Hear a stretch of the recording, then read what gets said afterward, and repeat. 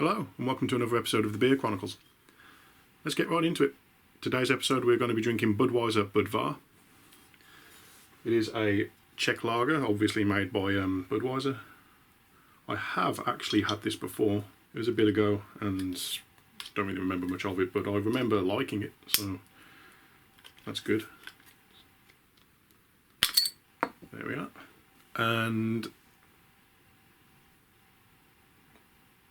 okay.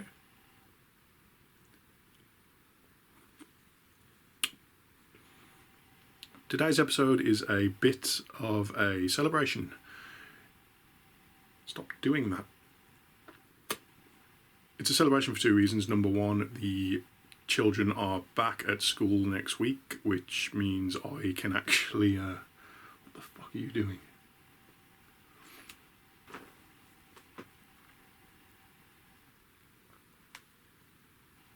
I have a feeling this is going to keep happening.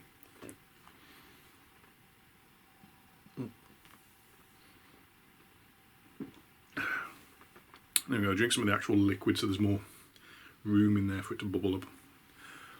Okay, as I was saying, this video is a bit of a celebration for two reasons. Number one, the children are back at school next week, which means I will actually have more opportunities to film these kinds of videos without them making background noise in them, because I often just elect to not record when the children are home because you would hear them in the background and it would just ruin the video. So I just tend to pick and choose my moments of filming, and now there will be more moments for that, so that's great. And secondly, as of yesterday, we upgraded our internet from standard broadband to fibre, which means not only can I record more, but it won't take me as long to then upload my finished videos. On the standard internet that we had, one of these videos would take maybe longer than 24 hours to upload to my YouTube channel, and that is ridiculous. But now that we're on fibre, it should hopefully not take that long. So the combination of these two things means that I should be able to output more of these videos. So it's happening again. So yeah, that's a good thing. Definitely a reason for me to celebrate. I should be drinking the champagne, but instead we are sticking with the Budweiser Budvar. Yeah, this tastes alright.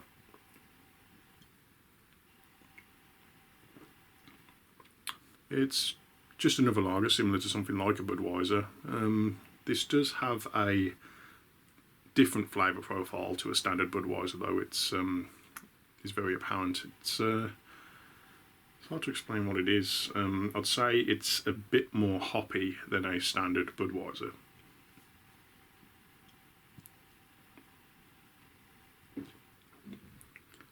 I'd describe it as taking more of an ale flavour profile and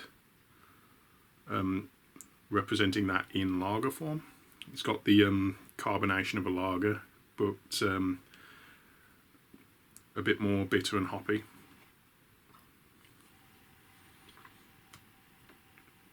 It's nice. I think if I'm going for a lager, I'd rather stick with a standard Budweiser, but this isn't a bad drink.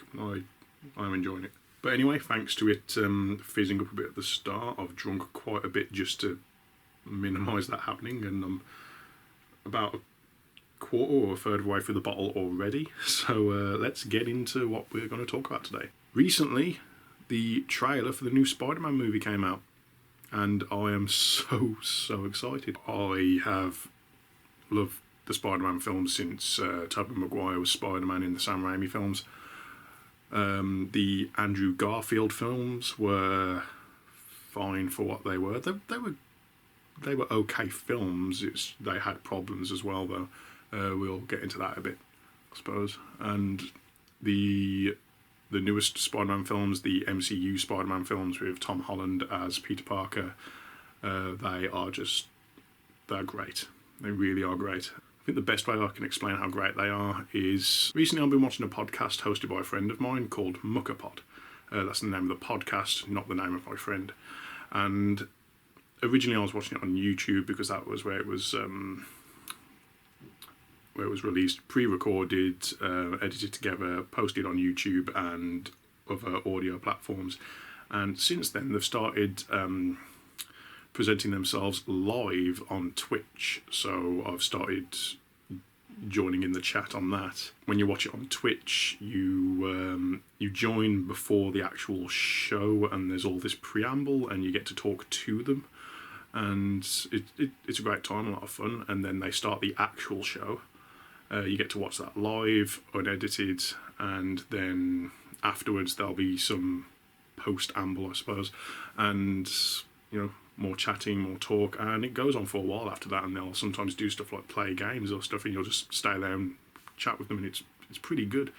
Obviously I've got a bias towards it because I know one of the hosts. Well, I know both of them, but one of them in particular is a good friend of mine, and there's a bit of bias there, but I do genuinely recommend it to anyone who's into geek culture, like things like films, games, and all that kind of jazz. It is a great podcast. And then if you don't watch the live Twitch broadcast, that's fine. Sometime after, about a week after, the main show itself will be uploaded to their YouTube channel. So definitely check that out if you're interested. I will leave a link to both the YouTube and the Twitch down in the description. I'm sure they will appreciate it, and I appreciate the content that they put out. So, but anyway, the reason that I bring Muckapod up is because in one of the shows that they recently did, they were talking a bit about the MCU, and they mentioned the Spider-Man films, and what was said about it was a lot of the standalone superhero films are great, but the real sort of strength of the MCU comes in the ensemble films, mostly like the Avengers films and that kind of thing. They are the real big hard hitter films, and one of the sort of exceptions to this rule is the Spider-Man films, which not only are they great for standalone superhero films, but they're up there, they're on par with the ensemble films, and I think that's a really, really great way to describe it. I genuinely agree with that. They are probably the best standalone films in the MCU. I would even go as far as to say that right now, Far From Home is one of my favourite MCU films, better than most of the ensemble ones. To me, it's probably a toss-up between Far From Home, Infinity War, and Guardians of the Galaxy 2. Those three films are all just absolutely stellar. But yeah, Spider-Man, since the days of Tobey Maguire donning the suit, has always had a special place in my heart. He is just a phenomenal superhero. Stan Lee really knew what he wanted when he made him, and full respect to the guy. He was told by his higher ups that he should stick with the format of the adult superhero, but he really wanted it to be a teenager going through teenager problems, so that the readers would, they'd see a bit of themselves in him and they would relate to that more. And my God, did it really work! And I'm so glad he stuck to his guns on that.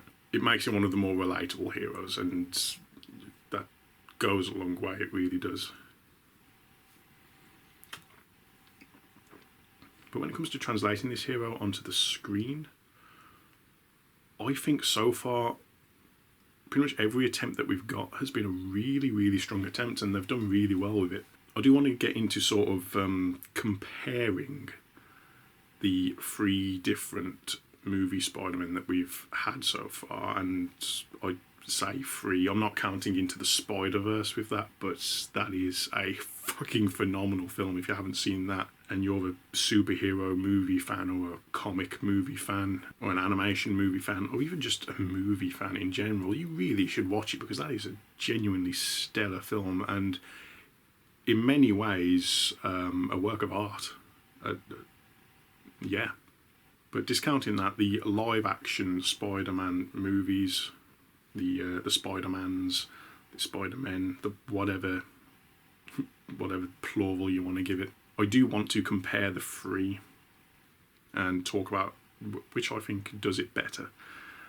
Obviously, I have already given the MCU Spider-Man films high praise, and you may think that you know where I'm going with this, but when I say that they're some of my favourite MCU films, remember the other Spider-Men aren't part of the MCU, so that doesn't actually say where they relate to those.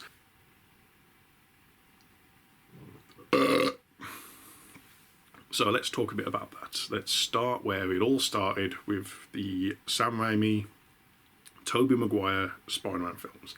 I fucking love these films. I really, really do. And I don't know, maybe some people might argue that they haven't aged so well, but I disagree. I think they're still a fun time, as fun now as they were back then. I will admit that some of the acting in it can be a bit stale, particularly from, I'd say, James Franco as Harry Osborn. He is so bland in those Spider-Man films, and I don't really hear much people talk about it, but yeah, he did not put on a good performance, I didn't think. The best we got from him as Harry Osborn was when he sort of took on the villainous role in Spider-Man 3, and I don't mean when he's actually on the glider or anything, I just mean when he's pretending to not be villainous, just pretending to be Peter's friend, when really he's become the villain, and he has some form of charisma in those scenes, and I really, really wish that he'd brought that to the rest of his portrayal of Harry Osborn, but no, for the most part, that just didn't land for me. And Mary Jane in those early films, she was just a screaming damsel in distress. That was her role. I suppose it worked for the story, but it's such an overused trope, and really, maybe at the time was fine, but I think even then, by the third film, people were already saying that she should not be that stereotype, and particularly now looking back on it from a 2021 perspective, it is very gender stereotyping, the male hero having to save the female. And I'm not the sort to really get into gender politics in movies. I don't really pay attention to that. As long as the film's good, I'm happy, and I don't really give a shit about all of that. But, I will admit that is an outdated factor of it. But other than that, the films are still fucking phenomenal now. One of the things the Sam Raimi films really got right was the Peter Parker side of Spider-Man. Tobey Maguire really pulled off the nerd, the loser, the kind who isn't cool, really, really well. And I don't know if that's a reflection on Tobey Maguire as a person or not, but it could just be his acting, and I'm going to give him the benefit of the doubt and say that it is. But yeah, he really, really nailed that the Peter Parker aspect of his character. But then when he puts on the suit and becomes Spider-Man, for the time that the film was released, this was what we had of Spider-Man, and it was fine. I do think that later films, the Andrew Garfield Spider-Man films, the MCU Spider-Man films, they have nailed the Spider-Man side of the Peter Parker and Spider-Man personality split a bit better. But he did still try to throw in the quips and stuff that you expect from Spider-Man, but they just didn't land, and it was just more sort of Peter Parker saying lines he thought would be cool, rather than an actual comedic Spider-Man quip. Although it could be argued really that that's sort of intentional. It's less about putting on a costume and becoming the cool person you want to be, and more sort of, now that he's wearing the costume and people don't know it's actually him, he can be what he thinks is cool rather than what's actually cool. And so he's got more of the confidence to try and give off these quips that don't actually work, but it doesn't matter if it works or not, because he thinks he's saying stuff that's cool. And so, But no, I do think, although that would be a somewhat valid argument, it's sort of important to show that once he's got the confidence and can actually be himself, who deep down he wants to be, then that it's shown that, yeah, once he lets his confidence show, he is actually a really cool person. I do think that's an important part of the relatable aspect of Spider-Man for the audience watching, to see that when you actually allow yourself the confidence to be yourself, it works and you will be a cool person who people will like. You just got to have that confidence.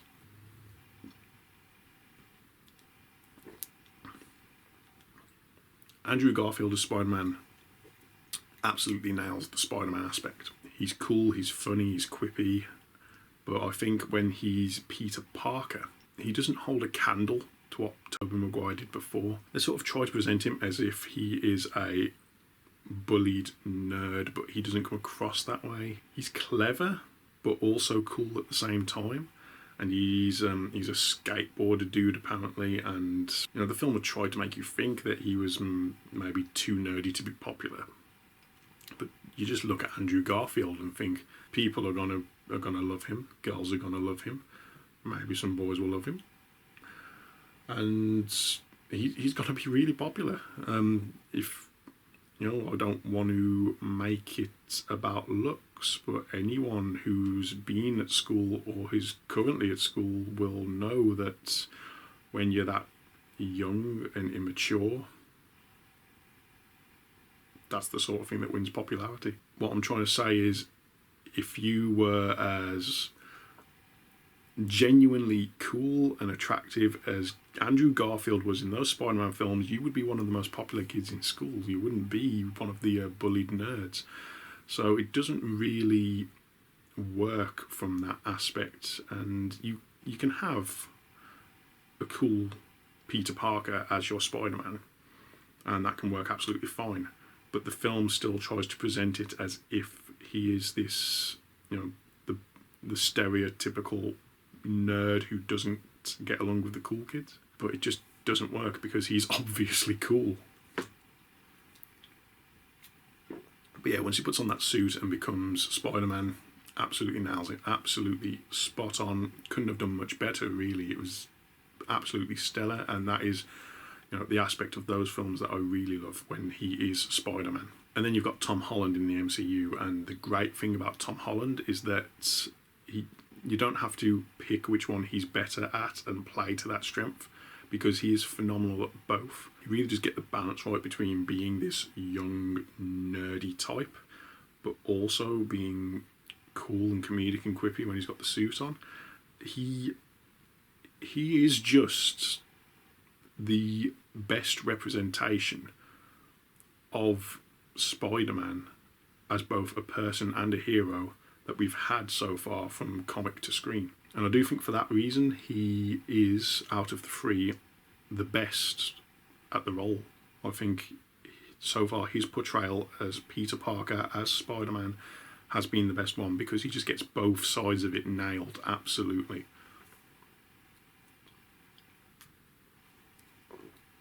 One thing I love about the Maguire films more than the other two films, and this is actually a tough sort of toss-up, but it's the suit. I do think Andrew Garfield's suit is very, very nice. You can see the sort of the material it's made out of, and it does look and feel like a Spider-Man suit designed on the suit from the comics, but still believable as a suit that this admittedly clever kid, but still a kid, made at home himself. Tom Holland's suit, obviously given him by Iron Man, very high tech. It's basically a Spider-Man version of the Iron Man suit. It's a fabric rather than iron, but it's got all this high tech gadgetry in it, and it's fun and it's cool, and some of the things that it does are a joy to watch. But I do feel that this reliance on the technology somewhat detracts from the character a bit. A lot of people have actually made this complaint, and I do sort of see where they're coming from and do agree with it. I do think he works better based on his own power set and his ability to overcome the odds based on his intellect and his spider-based abilities, and that's what we want to watch Spider-Man for. We don't want to watch Spider-Man getting out of things using technology given to him by Iron Man. We want to see him get out of it with his own will, determination, intellect, and his own power set. But the suit is cool. I will give them that. It's a nice design. It's fun to watch the gadgets be used. I just think it might have been a bit better if they were going the route of him sort of taking over from Iron Man down the line. If maybe he showed up with his own suit, used that, and then after the death of Tony Stark, when he sort of becomes the new, I don't want to say the new Iron Man because he's Spider-Man, but he takes over that sort of role in the Avengers. I do think if he had access to some of the more high-tech stuff of Stark Industries with his own intellect, he is capable of designing things in a similar way that Tony Stark, designed these suits as well. So I do think if they waited a couple of films down the line until he's in the situation that he's in now, and then got him to make himself this high-tech Spider-Man suit as a sort of evolution of that character down the line, that could have worked a lot better. But no, the suit is cool, it is awesome, I do like it, but like I say, it just seems to be giving him too much, and I do think that pulling back on that and making him use his own abilities more would be a bit more beneficial. It is awesome though. But the Tobey Maguire Spider-Man suit, chef's kiss. It's a bit difficult to believe that he made it himself, but for the time that the film came out, this was really the first sort of go at it in the mainstream, and it looked, and still to this day looks, beautiful. It is a beautiful suit. I genuinely love the webbing on it. That's sort of this solid webbing that sticks out of the suit. Oh god, that's gorgeous. I do think just aesthetically it is the best looking suit. Perhaps not the most believable, but gorgeous nonetheless. And I have to say that that's my favourite out of the three suits, just because of how fucking lovely it looks. Now, out of the villains in the Spider-Man arsenal, I do think that Andrew Garfield's films, this is their biggest letdown. I do think in the first Amazing Spider-Man film, Rhys Ifans, who plays Dr. Connors, or the Lizard, he is a wonderful actor who I do have, a fondness for, because I've seen him in other films and I just think he is a really, really great actor. And I do think he performs just as well in The Amazing Spider-Man as he does in other films. But I do think that his character isn't written quite as well as it could be.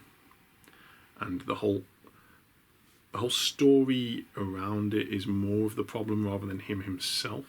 And then obviously in The Amazing Spider-Man 2 we get Jamie Foxx as Electro, and again, we know it's not Jamie Foxx's fault because he is a great actor, but it's just, again, about the writing. I do think the villains are underwhelming in those films, but I think that's mainly a problem with the plot and how the plot is written around them. Whereas when you compare that to what came before and what came after, I mean, if we look at what came before, Willem Dafoe as the Green Goblin. Need I say more? That's just hands down one of the greatest portrayals of any villain ever in any movie. And then that's followed up by Alfred Molina as Doc Ock, which is possibly the greatest portrayal from an acting perspective. Willem Dafoe is more fun and still acted great, and then Alfred Molina is more sort of, actually acting great instead of just being fun. Those two together are wonderful, wonderful villains for these Tobey Maguire films, and they make the whole experience really fucking strong. And then you move on to Spider-Man 3, which is not so great. Venom didn't need to be in there. Sam Raimi did not want Venom to be in there, and because he was forced to sort of do it, it wasn't done very well, which is a shame because I love Venom, and this sort of ruined that a bit. But the black suit looked great, and they could have done even worse with Venom, I suppose, but it wasn't that good. But then you look at Sandman in Spider-Man 3. genuinely great. And I think if there weren't other aspects to that film that sort of were a bit more disappointing and detracted from that, if he was given more of a chance to shine throughout that film, that would have made it actually a pretty good film, because he was wonderful. And then you got Harry Osborn as the Goblin, played by James Franco, and again, he wasn't that great. But Sandman in that film was really good, and Green Goblin, played by Willem Dafoe, and Doc Ock, played by Alfred Molina, are top tier, absolutely stellar. And then you move forward to the MCU. Michael Keaton as the Vulture. I have never really cared that much about the Vulture as a Spider-Man villain. He's always been pretty low on my list of villains I care about. In the comics, he's just an old man in a suit with wings, and that's all it is. And he's never interested me. He's always been pretty crap. And then Michael Keaton played the role that made him interesting to me. Changing it up so he's got these mechanised wings makes it a lot more believable and a lot more interesting to look at. And when you see him perched up on some kind of building with these big mechanised wings wrapped around him, it is a truly wonderful visual, and I nearly came at that when I saw it in the cinema. And Michael Keaton himself, again, a phenomenal actor. That's something that a lot of these films have in common, actually, is that they tend to really want Spider-Man to have great villains, and so they cast some really good high-name actors in the roles of these villains. Michael Keaton does an absolutely stellar job, and probably the best aspect of the whole of Homecoming. Truly wonderful, and made a normally underwhelming character really interesting to me, and it's something that only someone of his caliber could really do. It was really well written, but even beyond that, a lot of the reason why I like the Vulture in that film was because of Michael Keaton's portrayal. He does an absolutely wonderful job when you see him in the suit, or when you just see him as a person. And he brings a lot of believability and humanity to the role. And you could even sort of see where he's coming from in the story, and sort of understand how he's become this villain, and almost side with him, to be fair. And then Far From Home, you've got Jake Gyllenhaal as Mysterio. When the trailer for that film first dropped, and I saw that Mysterio was going to be in it, I was already excited, because I remember seeing Mysterio in the old PS2 game of the Sam Raimi Spider-Man 2 film, the video game adaptation.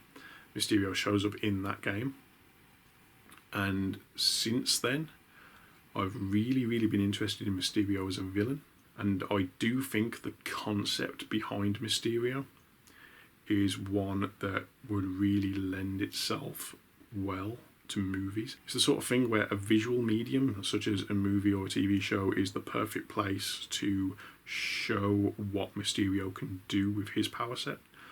And it really surprised me that it took them that long to make a Spider-Man film with Mysterio in it, because I've always thought of him as the perfect villain to choose for a Spider-Man movie. And for a while I've been saying to my friends that they should make a Spider-Man movie with Mysterio in it, and then that trailer dropped. I saw that we were getting Mysterio, and I was so excited, and the film did not disappoint at all. It absolutely nailed Mysterio. It adjusted him to make him fit in the MCU setting, but they still basically made him do what Mysterio can do. They just sort of went a different way about doing it, with the whole sort of using Stark Industries technology and the drones and everything, rather than the more traditional smoke and mirrors aspects and the background in movie special effects and such that the original Mysterio would have. Whereas this relied a lot more on creating these illusions with technology and holograms and that sort of thing. But it still got the same general aesthetic across, and I think it was done very well. That sequence where Spider-Man's sort of fighting Mysterio, and he takes him through this almost sort of dream-like illusion sequence where you see Iron Man with the skull inside the helmet, and everything. That whole sequence was really well done, and was a truly great example of what you can do with the abilities of Mysterio on screen. I think that was one of the most exciting parts for me to watch. And I was so glad that they finally got around to putting Mysterio in a film, and they did so well with it. I don't know, out of the two, between the Maguire films and the MCU films, I don't know which ones I would say I prefer the villains on, because Michael Keaton was phenomenal as the Vulture and really made me interested in this character I'd never been interested in before, and did a wonderful job with that. In the second one, they finally had Mysterio in a Spider-Man film and did him justice. But in the Maguire films, you had Willem Dafoe, who is just Willem Dafoe, and when he put the Goblin mask on, he became less scary. That's how great Willem Dafoe is in a villainous role. And then Alfred Molina as Doc Ock, who I can't really describe how great that was. He perfectly portrayed that. I'm going to have to give it to the Maguire films, aren't I? Yeah, I think the Maguire films have the more over-the-top villains, particularly with Dafoe, who, is just the personification of the over-the-top villain in that film. But it was based on a comic book, and the MCU right now is basically just sort of taking these comic books and making movies out of them, making it more mainstream, adapting it so that it's more acceptable to the general audience, whereas the original Tobey Maguire Spider-Man films was a lot more willing to admit that it's based on a comic and be sort of goofy and comic-like in its presentation. And as such, the villains were over the top because comic book villains are over the top, and it was just a lot more fun. So I do think that because of that fun aspect, I've got to give that to the Maguire films as well. That was absolutely, particularly, I don't know which one I want to say particularly with, because Dafoe was a lot more fun. Molina was just stellar in a completely different way. I'll put it this way, based on the trailer for No Way Home, we see Alfred Molina come back as Doc Ock, and I'm so excited for that. But they held on to Dafoe, and I think there's a reason that they chose to hold on to him rather than Doc Ock. All they showed you was the bomb, the pumpkin bomb, and you just hear Dafoe's laugh in the background, and that's all they gave you of that. And that gets me even more excited than when I see Doc Ock, and I think that has to speak for itself. I think I'm more excited for Goblin's return, and so I'm going to have to say that Green Goblin is probably the best villain we've had in the Spider-Man film. Not best for necessarily all the right reasons, but it's the most fun villain that we've had, and that is 100% down to Willem Dafoe's portrayal of that character. In terms of the actual plots of the film, I do think that is really where the Andrew Garfield films fall well short of the others. It wasn't that great in terms of the writing. The plot fell flat. They tried to do this whole sort of through storyline in all the films where you find out more and more about Peter Parker's father being some sort of agent of sorts from somewhere. I can't really remember it all that well because it's been a while since I've watched them, and they're not the sort of films that I go back to rewatch. If I'm in the mood for a Spider-Man film, I'll watch the Maguire ones or the MCU ones, and I'll sort of ignore Andrew Garfield. I mean, I do like the films, but there's just better Spider-Man films out there. I don't think it will come as a shock to anyone, so there's no point sort of holding on to it for suspense. If I was to rank these films, Garfield would be at the bottom. And I don't mean that as in Garfield himself, I mean the films that he's in. But yeah, that whole storyline with his father being some sort of agent is weird and convoluted, and I don't really need it in my Spider-Man films. So yeah, I wasn't really interested in that at all. And then rather than focusing on the film that they're presenting you with and trying to make that an enjoyable standalone film, they tried to weave too much stuff in there to set up future Spider-Man films, because they obviously wanted to keep it going and they wanted to sort of blue ball you a bit so that you keep coming back for more, for hopefully a better payoff later. And I think, it's great to drop some hints in your films. The MCU does it all the time, and to then pay those off later. I think it works a lot better when you're a lot more subtle about it. to the point where sometimes you don't even realise that you're seeing these hints until it's paid off, and then you can look back and go, oh my god, they set that up this far back and I didn't even realise. It doesn't always work out like that. Sometimes you do see these setups beforehand a lot more, but that's fine as long as it's not too obtrusive to the story that's being told right now. And I do think that's one of the biggest problems with the Andrew Garfield Spider-Man films, is that they try too much to focus on this setup and not on the story being told.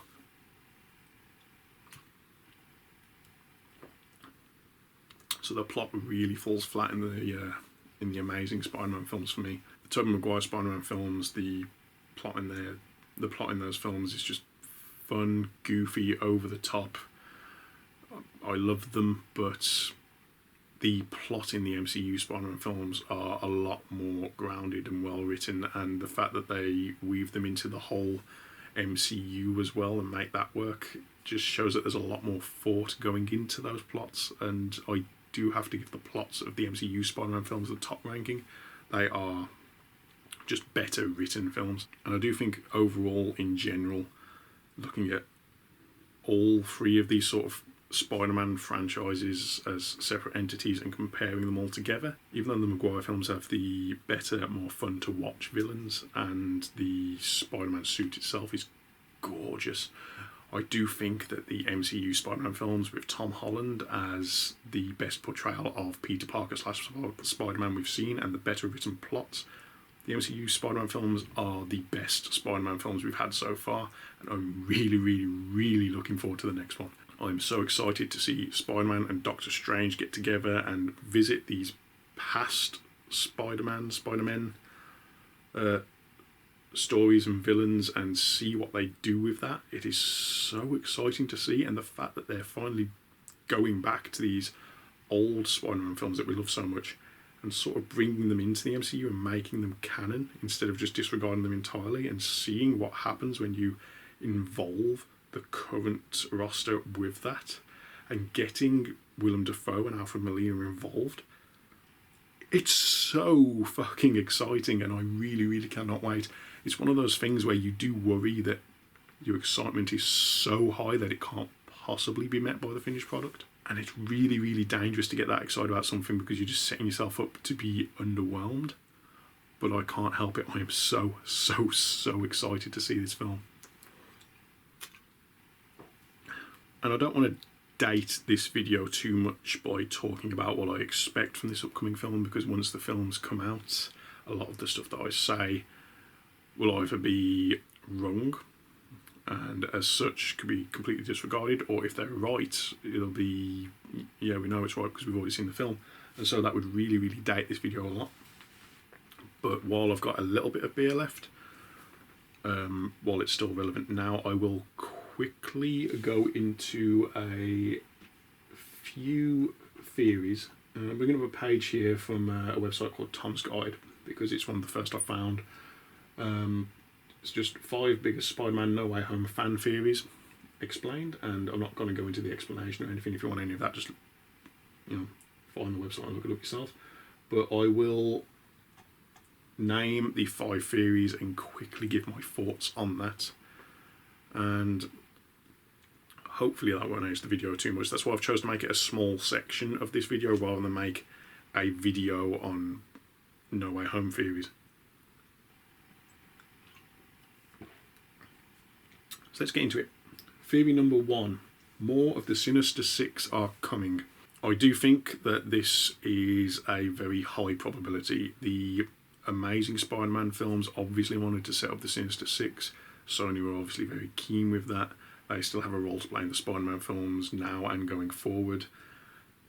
And I do think when you look at the trailer that we got for No Way Home and break it down, there were moments where you can see lightning and what looks to be sand.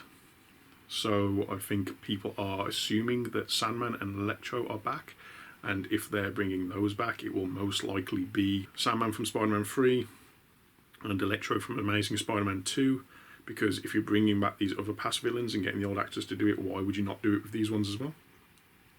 Makes sense. Looking at that short clip, and it is short, in the trailer, I see no other reason why the lightning and the sand should show up like that. I do think that they threw that into the trailer as a hint that Electro and Sandman are coming without actually giving the reveal, and I do think that it is likely that we will see them, even if it's in a small role. I don't think that No Way Home is going to be about the Sinister Six. It may start to plant the seeds of that, but I don't think it's going to be about that. I think that people are going to be excited enough going in by the prospect of Willem Dafoe's Green Goblin and Alfred Molina's Doc Ock, and also all the stuff that we'll get with Spider-Man and Doctor Strange, and possibly another villain on top of that, maybe, if Doc Ock and Willem Dafoe aren't already enough, a bigger bad to be the overall big bad of the film instead of it being one of those. I don't know, maybe they'll do that, maybe they won't, but even if they do or don't, I think all of this that we've got is enough, and I think if they take our focus off that too much and start to then direct our focus towards Sinister Six, I don't think that'll work so well in this film. I think the biggest draw to this film for fans is going to be seeing the return to the Raimi-verse in particular, and I think that the producers of this film are going to know that,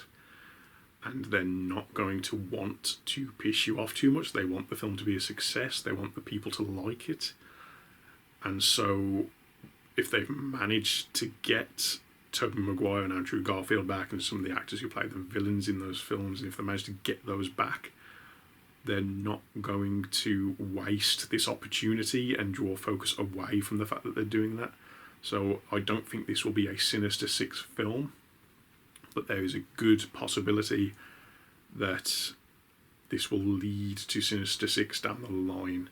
Particularly, so we know from Homecoming that the character for Scorpion is in this universe. We've got the Vulture. Down the line, potentially Alfred Molina and Willem Dafoe could be Goblin and Doc Ock in later films.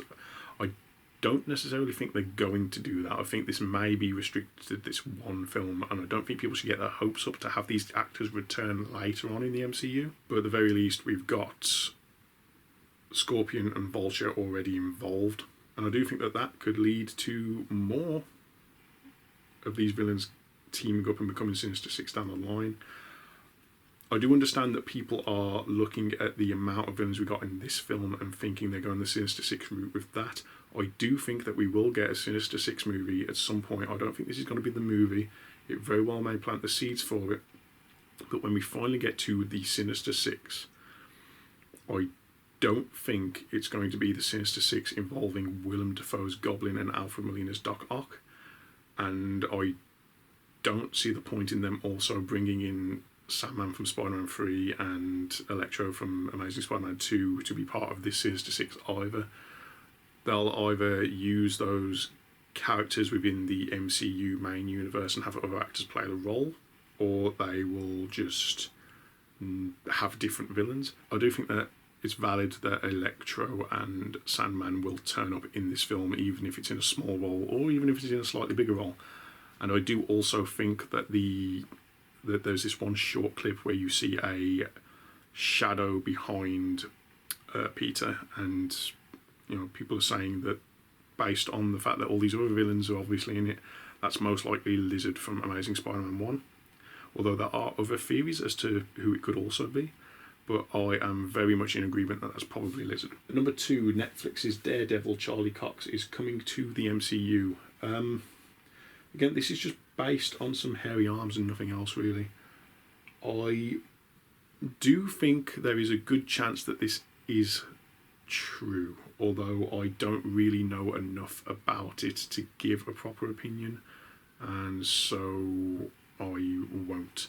It is likely, but also potentially might not happen, and to be honest, I don't really care either way. As good as the Netflix Daredevil was, whether or not Daredevil is in this Spider-Man film, I don't care about. If they do eventually bring Daredevil to the films and it is the Daredevil that we've seen in the Netflix series. That's great.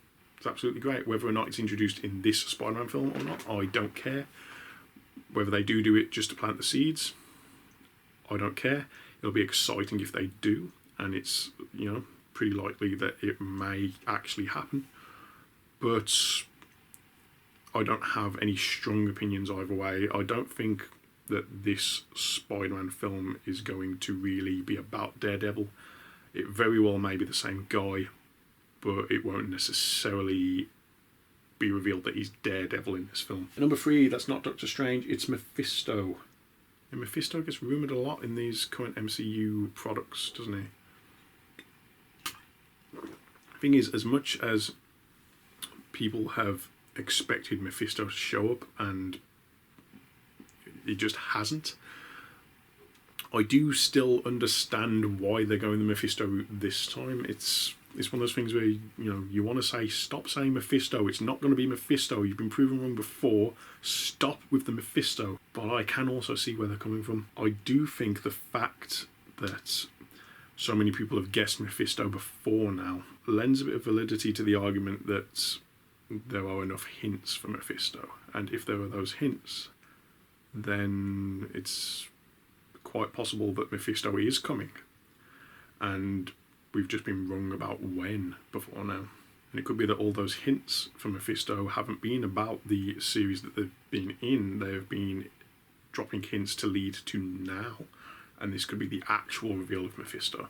And the fact that looking at the whole going through this multiverse to sort of remove people's memories of Peter being Spider-Man is very clearly based on the Spider-Man comic where Mephisto grants the same sort of request. It is very, very easy to see why people are jumping the Mephisto route, and there is some credence to that, and it's difficult to say where I fall in this argument. I definitely believed that Mephisto was going to be in WandaVision, and I was proven wrong. Since then, I've just disregarded all other Mephisto rumours. I did not think he was going to show up in Loki, and he didn't. But this one is a strong one, and I do see why all these sort of hints before that led to nowhere might actually have been leading to this moment. But I don't think that it's actually going to be the case, at least not in this film. I think that the main focus of this film is going to be Spider-Man and his story and how it links with the older Spider-Man films as well in this multiverse. And I do think that Doctor Strange is just going to be Doctor Strange, and he is going to be there as the sort of catalyst for the whole multiverse traversal to happen. If it is revealed that Doctor Strange is actually Mephisto, then that may happen in the Doctor Strange and the Multiverse of Madness film, or perhaps as a post-credits sequence in this film, or one of the final scenes. But I don't think it's going to be part of the main plot that drives this particular film. As to whether or not it will happen at all, full stop, I don't know. I think a lot of people's sort of hypothesis of Doctor Strange being Mephisto is based on how he seems out of character in the trailer, because he's willing to grant this request for something that is obviously very, very dangerous to do. Based on the one Doctor Strange movie we've had so far, and he later shows up in the Avengers, but it's not really focused on him that much. But based on the one Doctor Strange film we've seen so far where it has been focused on him, it seems perfectly in character that he would be willing to break the rules. I don't know if it is necessarily out of character. A lot of people might be thinking more about the character of Doctor Strange from the comics and assuming that by the end of the Doctor Strange movie he has grown into that sort of character. It's not necessarily been shown that that's who he is, though. He might be very willing to break the rules if he personally thinks there's not going to be any negative, sort of drawback to that. And this may just be another example of him being proven wrong about there not being any negative drawback to it. Multiverse of Madness may even be the Doctor Strange from Spider-Man having to deal with the repercussions of what he did in Spider-Man. It may be that when he does this spell to sort of wipe people's memory of Peter Parker being Spider-Man and opens up this multiverse that allows us to visit the Raimiverse and all that. It may be that then follows on into the Multiverse of Madness film, in the sense that he's still traversing these multiverses, and it very well could be, and most likely is, I think, the actual Doctor Strange.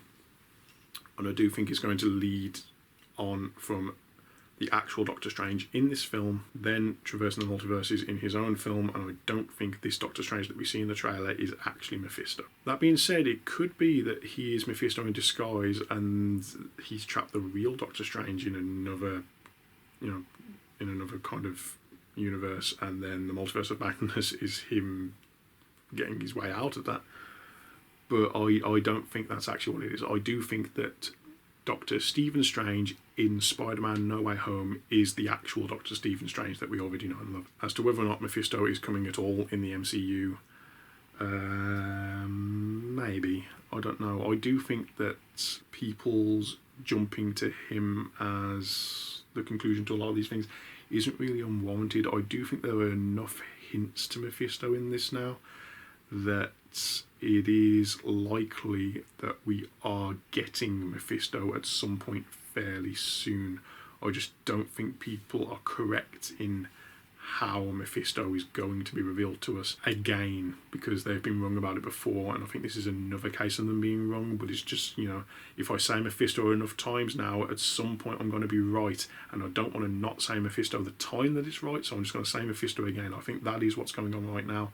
I don't think this movie is about Mephisto, but I can definitely see that he may be coming, and maybe do sort of believe that he is. Then again, the current run of MCU is quite obviously going into Kang the Conqueror now, so would they really want to do that and Mephisto together as the two big bads? I mean, obviously there are many different films in the MCU and they've all got their own big bads, but you still had Thanos as a huge overarching big bad in the first few phases, and I do think that now that he's sort of gone, we need another overarching big bad. And I do think that there is, if Mephisto is revealed, he would be that, but also Kang has been revealed and should be that. I don't know. Number 4, Miles Morales will exit the Spider-Verse and into the MCU.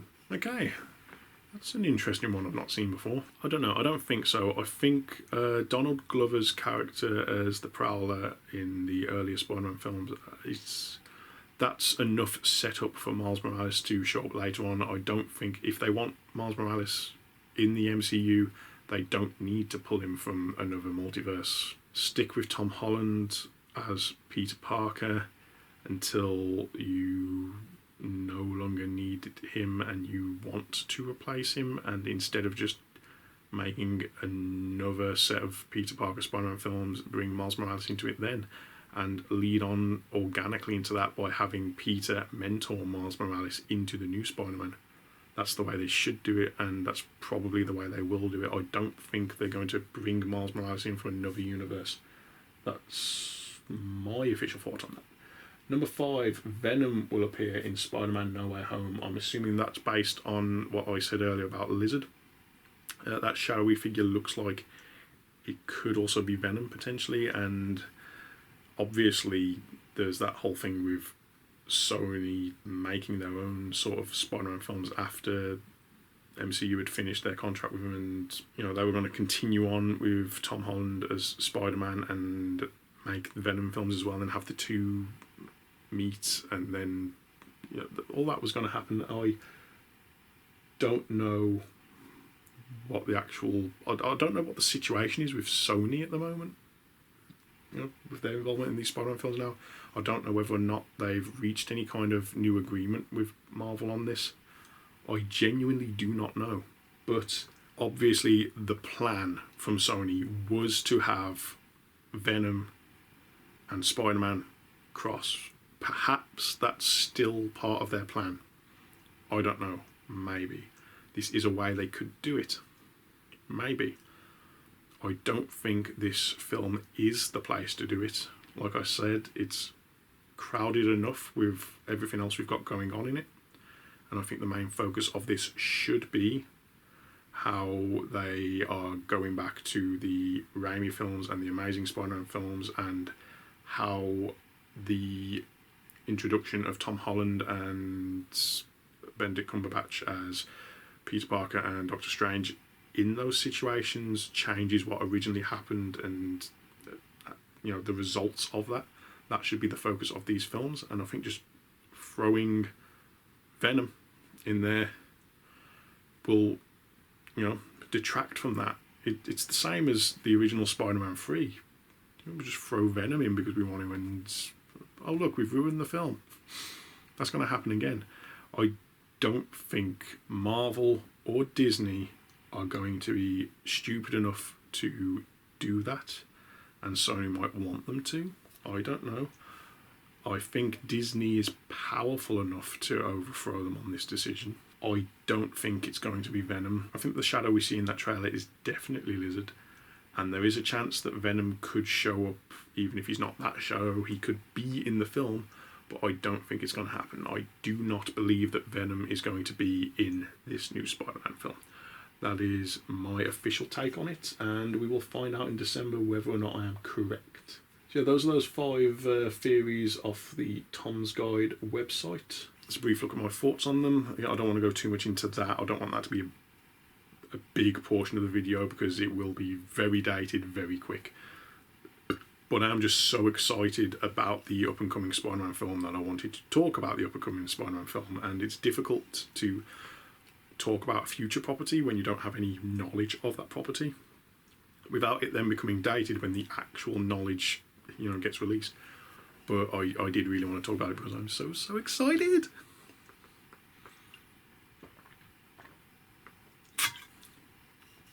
When you've been holding on to this for a bit and it's been getting warm, this is one of those drinks that really does not do well with getting warm. This is one that I do think would be a lot better chilled. A lot better. As it warms up in your hand, it sort of becomes flat and more unpleasant.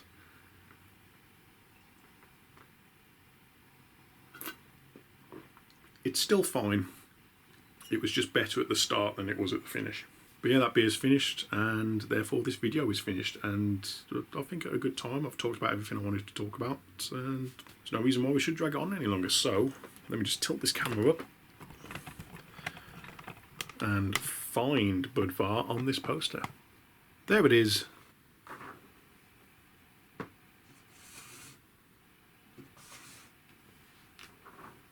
And I'm just going to bring you back down. So yeah, that's that. Another beer ticked off the poster.